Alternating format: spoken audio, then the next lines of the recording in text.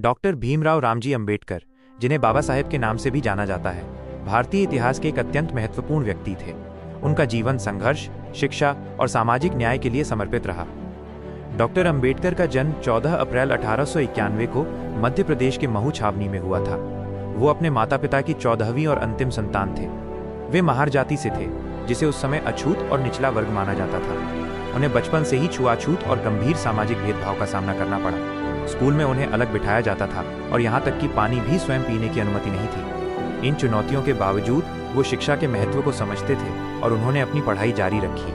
उनके पिता रामजी मालोजी सकपाल ब्रिटिश सेना में सूबेदार थे और शिक्षित थे, जिन्होंने अंबेडकर को पढ़ने के लिए प्रेरित किया।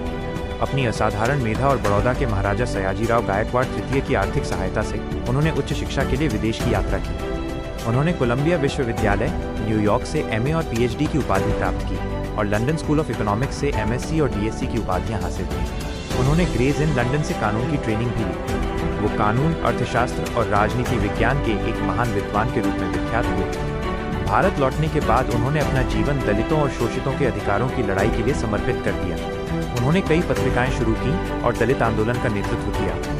उन्होंने जवाहरलाल नेहरू के पहले कैबिनेट में कानून और न्याय मंत्री के रूप में कार्य किया।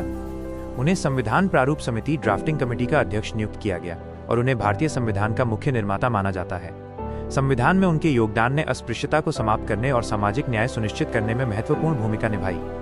उन्होंने 1956 में हिंदू धर्म में व्याप्त जातिगत भेदभाव से निराश होकर अपने लाखों समर्थकों के साथ बौद्ध धर्म स्वीकार कर लिया। डॉक्टर अंबेडकर का निधन 6 दिसंबर 1956 को हुआ। सामाजिक न्याय के लिए उनके अथक कार्य और भारतीय संविधान में उनके अमूल्य योगदान के लिए उन्हें 1990 में मरणोपरांत भारत के सर्वोच्च नागरिक सम्मान भारत रत्न से सम्मानित किया गया। डॉक्टर अंबेडकर ने न केवल दलितों और वंचित वर्गों के लिए बल्कि पूरे राष्ट्र के लिए स्वतंत्रता, समानता और बंधुत्व पर आधारित एक न्याय संगत समाज की नींव रखी। आपको ये वीडियो कैसा लगा? अगर आपको ये वीडियो पसंद आया है तो कमेंट बॉक्स में जय भीम लिख दीजिए और अगर आप हमारे चैनल पर नए हैं, चैनल सब्सक्राइब कर दीजिए।